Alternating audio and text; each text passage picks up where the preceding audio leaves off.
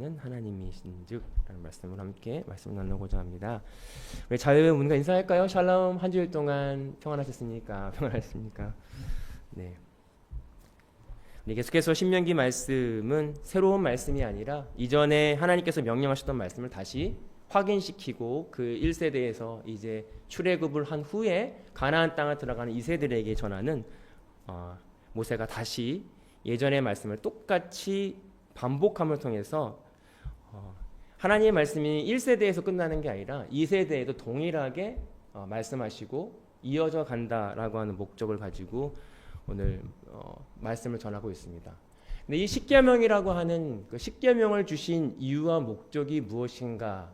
마치 이 십계명이라고 하는 게 우리가 뭘 못하게 하고 우리를 올가매고 우리를 힘들게 하려고만 하는 목적으로 우리는 느낄 때가 있는데, 우리도 마찬가지로 이 시대를 살아갈 때 룰이 있어요. 신호를 위반하면 안 되고 어떠한 공중 질서가 법이 정해놓은 마지노선이 있습니다. 근데 그것이 우리를 힘들게 하려고 법이 정해진 게 아니라 모든 사람이 어떻게 잘 어우러 살까의 최소한의 마지노선, 그 바운더리를 치기 위한 법입니다. 그래서 그 법은 우리를 힘들게 하려는 목적이 아니라 모든 사람을 보호하기 위한 목적으로 법이 있습니다. 마찬가지로 오늘 하나님께서 우리에게 십계명을 주시고 이 말씀, 명령을 주신 이유는 우리가 하나님께서 인간의 죄를 깨닫게 하시고 더 이상 하나님의 바운더리 안에서 이것은 내가 죄이구나, 이것을 하면 안 되는구나 하는 최소한의 마지노선을 알게 하시기 위한 하나님의 은혜라는 사실이에요. 왜 이걸 주셨어, 힘들게. 이거 10개 너무 힘들지 않아? 사실 그 목적이 아니라 이 십계명은 하나님께서 이스라엘 백성 또 우리에게 주시는 은혜라, 보호하시기 위한. 왜냐하면 이게 없으면 내가 누구 걸 탐하는 게 죄인지 몰라요. 만약 이게 없으면 내가 이웃의 아내를 탐하고 내가 누군가를 살인하고 죽이는 것이 죄인지 모르고 그냥 할 수 있기 때문에 하나님께서 마지노선의 은혜를 주셨다는 거예요. 그래서 로마서 3장 20절에 보면 그러므로 율법의 행위로 그 앞에 의롭다 하심을 얻은 육체가 없나니 율법으로는 죄를 깨달음이라. 그리고 로마서 7장 7절에 그런즉 우리가 무슨 말을 하리요? 율법이 죄냐? 그럴 수 없느니라. 율법으로 말미암지 않고는 내가 죄를 알지 못하였으니 곧 율법이 탐하지 말라고 하지 아니하였더라면 내가 탐심을 알지 못하였느니라. 우리가 이 율법을 통해서 죄의 인지를 깨닫습니다. 이건 죄이구나. 왜냐하면 사단이 자기 판단에 의해서 행동하기 때문에 아니야. 하나님이 기준점을 세워내 주셨는데 이 율법으로 우리가 무엇을 깨닫냐면 죄구나. 우리가 잘 알고 있는 5가지는 하나님에 대한 관계에 있었고 5가지는 인간관계에서 하나님이 이건 죄라고 구분해 주신 것은 인간의 죄성을, 우리 모든 인간이 죄성을 가지고 태어났기 때문에 이 마음이 다 잠재되어 있는데 그것이 올라올 때 이것이 죄라는 사실을 깨닫게 하시기 위한 하나님의 은혜라는 사실입니다. 여러분들이 이것을 은혜로 깨닫길 소망합니다. 하나님께 주신 이 명령을 통해서 오늘도 말씀을 통해서 이건 내 안에 있는 죄구나. 이건 내 안에 잠재되어 있는 악함이구나. 사실 이 율법은 겉으로 보여지는 율법에 매여일 때가 있어요. 내가 죽이지만 않으면 살인이 아니네. 내가 누굴 걸 탐하지만 않으면 내가 탐심이 아니래. 내가 무언가 만들지 않으면 내가 우상숭배가 아니네. 우리는 겉으로 보여지는 것에 집중합니다. 그래서 어떻게든 안간힘을 써요. 겉으로만 안 하려고. 그래, 하나님은 무엇에 집중하시냐면 우리 속사람에 집중하십니다. 정말 내 마음으로 하나님을 섬기는가? 우상을 섬기지 않는가? 정말 내가 마음으로 탐심을 내지 않는가? 제가 얼마 전에 같이 일을 하고 있는 동료가 있는데 동료가 좀 성격이 좀 잘 드러내는 성격이에요. 화도 동료에게도 잘 내고요. 그런데 이제 할아버지 한 병원 케어하다가 할아버지가 좀 힘들게 하셨어요.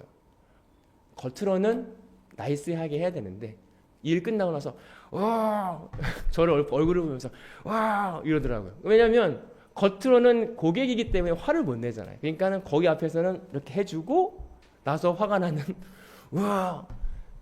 그러면 고객한테는 모를 수 있지만 하나님에게는 우리 마음을 숨길 수 없다는 거예요. 이 율법이 그걸 깨닫습니다. 내가 아무리 겉으로는 주일 성소를 열심히 하고 헌금을 하고 내가 무엇인가 할지라도 내 내면에 아직도 죽어지지 않은 나는 하나님 앞에 숨길 수 없는 나를 보는 거예요. 사실 이것은 영적인 십계명입니다. 우리는 육적인 십계명에만 집중할 때가 있어요. 주일 성소하라 그랬지? 나 했어. 살인하지 말라 그랬지? 나 살인 안 했어. 근데 내가 미우면, 내가 누굴 미워하면 그건 곧 살인이다. 이 하나님의 집중은 우리 마음에 있다는 거예요. 저 여러분들이 이 십계명을 육적인 십계명에서 영적인 십계명으로 인식하기를 소망합니다. 그래서 나는 안 되는구나. 내 스스로는 이 율법을 지킬 수 없구나라는 것을 깨닫는 게 은혜입니다. 1절과 2절 3절에 보면 모세가 온 이스라엘을 불러 모으고 그들에게 말하였다. 이스라엘아, 내가 오늘 너에게 말한 규례와 법도를 귀담아 듣고 그것을 익히고 지켜라. 주 우리의 하나님은 호렙산에서 우리와 언약을 세우셨다. 주께서 이 언약을 우리 조상과 세우신 것이 아니라 오늘 여기 살아있는 우리 모두와 세우신 것이다. 오늘 모세는 두 세대를 경험합니다. 근데 그 두 번째 세대에게 이 언약은 조상들에게만 끊긴 언약이 아니라 오늘 살아있는 너희하고 세운 것이다. 언약의 연속성을 이야기하면서 지금 듣고 있는 이스라엘 백성에게 이야기합니다. 어떻게 보면 오래전에 받았던 이 십계명, 그들에겐 오랜 일이었고 나하고는 전혀 상관없는 일이야. 이거는 예전에 주신 거겠지. 지금은 다르겠지. 라고 생각할 수 있을 것 같아. 그러나 오늘 이 세들에게 이 언약은 지금 너희 살아있는 아직 죽지 않은 너희에게 말씀하신 언약이다라고 하는 것입니다. 우리가 아직 살아있기 때문에 하나님의 말씀을 들을 수 있어요. 아직 기회가 있습니다. 오늘 모세는 아직 기회에 있는 너희들, 이건 언약이 끊긴 게 아니야. 지금 너희에게 하나님이 주시는 말씀이라는 거예요. 오늘 우리에게 이 말씀이 성경을 읽을 때 이건 2000년 전, 아니야 수만 년 전 구약에서 이스라엘 백성들만 적용되는 말씀이야 라고 읽는다면 무슨 의미가 있겠습니까? 오늘 이 말씀은 모든 살아있는 우리에게 주시는 현재 진행형 말씀이다 라고 하는 것입니다. 어떻게 우리 삶에 적용할 것인가? 이 말씀이 나와 아무리 상관없다면 이거는 지금 시대와는 맞지 않아. 이거는 그전 시대에 이랬겠지. 지금은 말씀이 이렇게 적용되지 않아. 우리는 수많은 합리화를 통해서 지금 시대가 아니라고 하나님한테 피격합니다. 지금은 어떻게 그럽니까? 과학이 발달했고 지금 이 시대는 이 시대와 다릅니다. 그러나 오늘 모세는 그 이 세와 다음 세대를 향해 살아있는 모든 자들의 언약이야. 지금 너희들과의 하신 약속이야. 아직도 존재해. 실행 중이야. 라고 외치고 있습니다. 오늘 저와 여러분들이 그 말씀이 우리의 말씀이 되길 소망합니다. 지금 이 시대에 청소년, 유아부 점점점 한국에서 그러고 줄어든다 그래. 다음 세대를 어떻게 할 것인가? 하나님께서는 다른 세대에도 동일하게 역사하신다는 희망을 갖습니다. 우리 시대는 힘들고 어려워서 하나님을 찾았는데 지금은 애들이 너무 발달하고 아니요, 이 시대에도 하나님이 살아있는 아직 남아있는 아이들과 자들을 위해서 언약을 이루어 가신다는 거예요. 그 믿음을 절대 끊어지지 않고 지금 현 시대에도 하나님이 일하시고 계신다. 우리에게도 일하신 것처럼 다음 세대에도 일하십니다. 하나님의 영향력이 작아지는 게 아니에요. 하나님의 언약이 끊기는 게 아니에요. 그 언약은 계속해서 이어집니다. 말씀이 살아있는 것처럼. 오늘 그 말씀이 우리 삶 가운데 지금 내 삶에 적용되어지는 역사가 있기를 소망합니다. 말씀을 들을 때마다 그렇구나. 지금 나에게 하신 말씀이구나. 그렇구나. 지금 나에게 이런 말씀을 하나님이 하시는구나. 내 안에 숨겨져 있는 양심이 깨워지기를 소망합니다. 7절과 8절에 보면 너희는 내 앞에서 다른 신들을 섬기지 못한다. 너희는 너희가 섬기려고 위로 하늘에 있는 것이나 땅 아래로 땅에 있는 것이나 땅 아래 물속에 있던 어떤 것이든지 그 모양을 본떠서 우상을 만들지 못한다.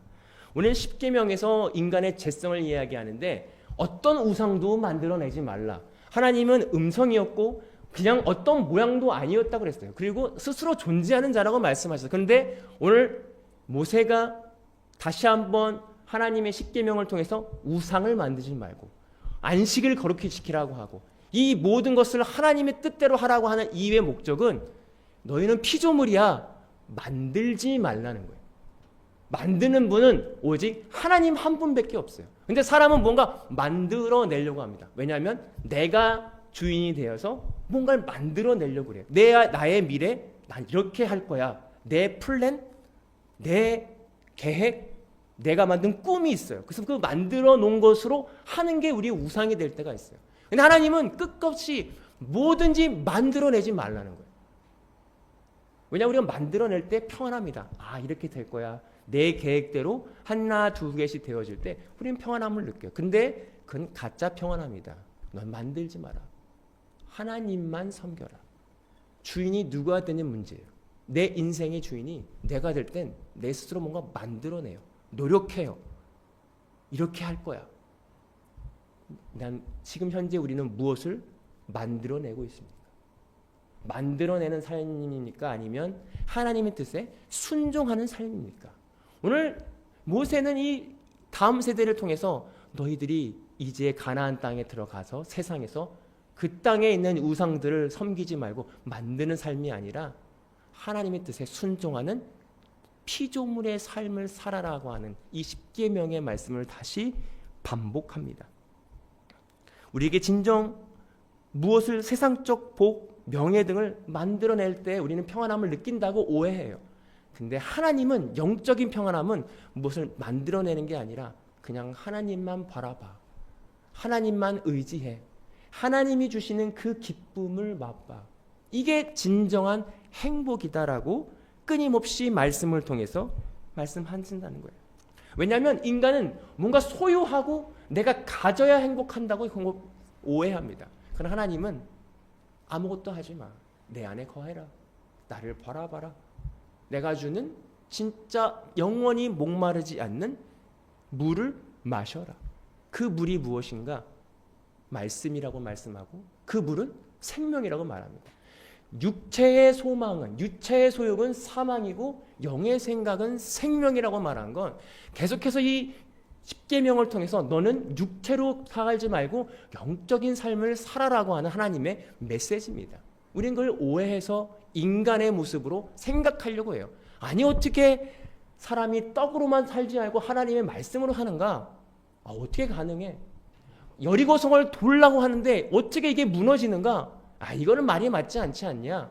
그러나 영적인 눈으로 보면 순종이구나. 모든 것이 하나님이 하신다고 하는 걸 믿는구나. 이 늪에서 우리가 생명으로 나아가길 소망합니다. 육의 생각은요. 내 머리에 든 생각은 사망이에요. 생명의 생각은, 영의 생각은 생명이라고 말하고 있어요. 그 영의 생각은 하나님께서 주시는 영의 생명이다 라고 말씀하고 있습니다. 저와 여러분들이 나는 어떤 생각을 하고 있습니까? 여전히 내 경험의 계산에서 이거 안 돼. 여전히 내 머리의 생각 계산기를 투둥여서 이거는 가능 없는 싸움이야. 아니면 그냥 주님이 주신 한 걸음 한 걸음 나아가는 삶입니까? 9절에 보면 너희는 이것에게 절하거나 그것을 섬기지 못한다. 그것들을 섬기지 못한다. 나 주 너희의 하나님은 질투하시는 하나님이시라. 나를 미워하는 사람에게는 그 죗값으로 본인뿐만 아니라 3, 4대 자손들에게까지 벌을 내린다. 하나님이 질투하시는 하나님이래요. 여러분 질투라는 이 단어는 굉장히 부정적인 의미로 죄성의 하나의 의미로 쓰여질 때가 있습니다. 그럼 하나님도 그러면 질투하시는 나쁜 하나님인가? 사실 이 원어의 뜻을 보면 우리의 인간의 질투라는 뜻이 아니라 열심입니다. 하나님의 열심. 마치 부부관계에서 외도를 한 상대방에게 질투를 느끼는 거죠. 만약에 부부관계 사랑하는 사람들이 외도를 했는데 아무 느낌이 없고 질투를 안 한다면 그건 정말 사랑하는 관계가 아니죠. 하나님께서 우리와 하나님 신랑 된 우리가 신부되어 부부관계에서 우리가 다른 신을 섬기고 마음이 변했을 때 하나님 동일하게 질투하신다. 질투하면 다시 돌아오게 하려는 노력을 합니다. 분명히 하나님의 열심은 우리가 하나님과 관계에 떨어져요 세상의 우상을 섬겨 나아갈 때 다시 돌아오게 하려는 열심이 있다는 그 은혜입니다. 그래서 우리에게 수많은 문제들, 어려움들, 세상에서의 실패들을 허락하셔서 다시 여호와께로 돌아오게 하는 그 열심이 하나님의 열심이라는 거예요. 만약 우리가 하나님 앞에 범죄하고 떠났는데 아무런 문제가 없다면, 아무런 일이 없다면, 아무런 느낌이 없다면 그것은 하나님이 우리를 사랑하시는 게 아니죠. 우리가 수많은 문제들이 있고 어려움이 있고 이게 끝나면 또 있고 더 큰 문제가 있고 그것은 하나님께서 우리를 사랑하셔서 끊임없이 더 우리를 돌아가지 못하게 다른 데로 가지 못하게 하는 세상으로 가지 못하게 하는 하나님의 열심이 하나님의 사랑이 우리 가운데 있다는 거예요. 우리가 잘 알고 있는 사도 바울은 예수님 만난 후에 그의 삶은 더 처참한 삶이었어요. 매를 맞고 감옥에 갇히고 수없이 모욕을 당하는 그 순간 가운데 사도 바울의 고백은 원망보다는 내가 죄인 중에 괴수구나. 그가 고난을 통해서 깨달은 그 은혜는 뭐냐면 내가 죄인이란 사실을 깨닫는 거예요. 우리가 삶 속에서 문제를 통해서 우리가 하나님의 말씀을 바라보며 깨닫는 건 내가 죄인이구나. 십계명을 통해서 우리에게 깨달아 주실 하나님의 그 큰 목적은 뭐냐면 너희는 죄인이라는 거예요. 너희 스스로는 그거를 깨어 나올 수 없다. 도저히 너희 스스로는 안 된다. 구약에서는 양이나 소를 잡아서 했지만 끊임없이 반복되는 죄를 해결할 수 없다. 그래서 예수 그리스도가 왔다. 그 죄 때문에 죽었다. 살아났다. 우리도 예수 그리스도와 함께 십자가의 죽음을 통해서 완전한 복음을, 완전한 율법을 지키는 자로 살아가라. 이게 복음입니다. 오늘 예수님이 죽은 이유가 여기 있다는 걸 사도 바울이 깨닫습니다. 내가 죄인의 괴수구나. 어려움을 통해서, 고난을 통해서 사도 바울이 깨닫습니다. 저 여러분들이 수많은 하나님의 질투 가운데 우리에 향한 하나님의 사랑을 깨닫길 소망합니다. 막다른 골목 같고 어려움 상황 가운데 내 내면에 숨겨져 있는 죄성들이 일어나요. 여러분 평안하면요, 내일이 잘 되면 아무 일이 없는 것 같지만 내 밑바닥에 바닷속에 물속에 숨겨져 있는 더러운 건 올라오지 않습니다. 근데 소용돌이가 치고 해오리게 바람이 불고 그렇게 많은 일들이 회저어 나오면 내 내면에 숨겨져 있고 잠자놨던 상처들이나 어려움들이 수면 위로 떠오르기 시작합니다. 이게 나에게 있었구나. 여기서 말하는 모든 인간의 죄성들은 보편적으로 모든 사람이 가지고 있는 죄성이에요. 나는 간음 안 해요. 나는 거짓말 안 해요. 나는 남의 거 탐 안 해요. 아니요. 우리 모든 인간은 여기로부터 태어났어요. 그러나 그냥 보이지 않을 뿐이었죠.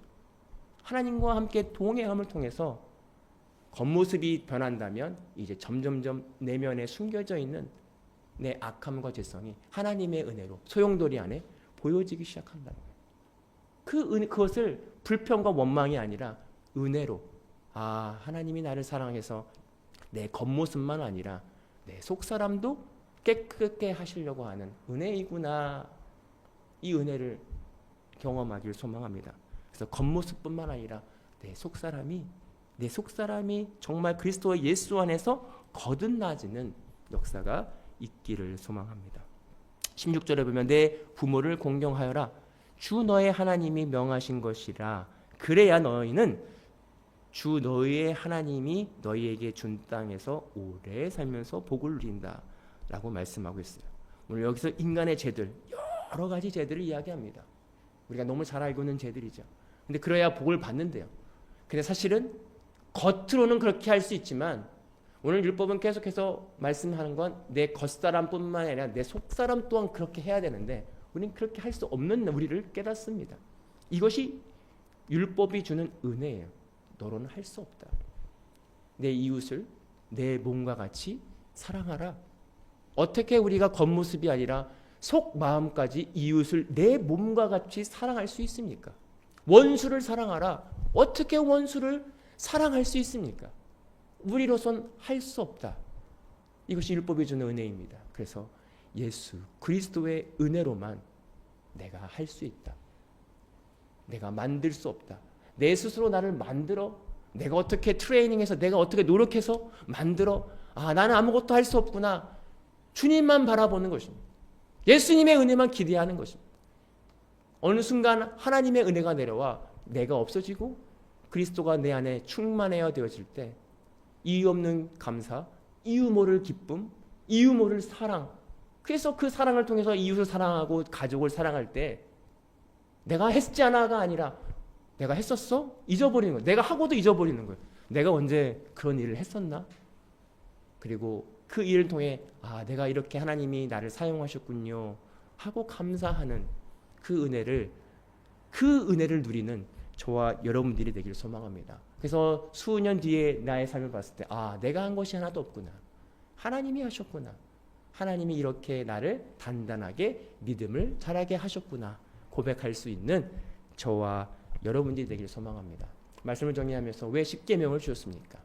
이것은 지킬 수 없는 걸 알고도 하나님이 주셨습니다.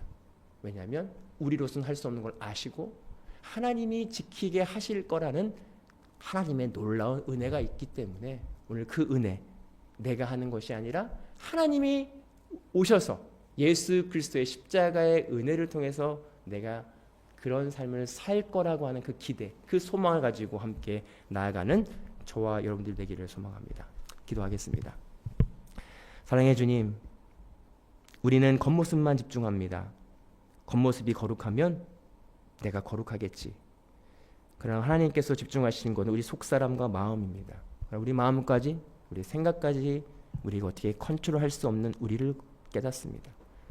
주님, 우리를 불쌍히 여겨주셔서 우리가 내 마음 가운데, 내 내면 가운데 있는 죄성을 깨닫고 나로서는 할 수 없구나. 주님 도와주십시오. 그 은혜를 사모하고 하나님께서 주시는 그 기쁨을 우리가 누리는 모든 한 사람 한 사람 되기를 소망합니다. 감사드리며 예수님의 이름으로 기도하옵나이다. 아멘.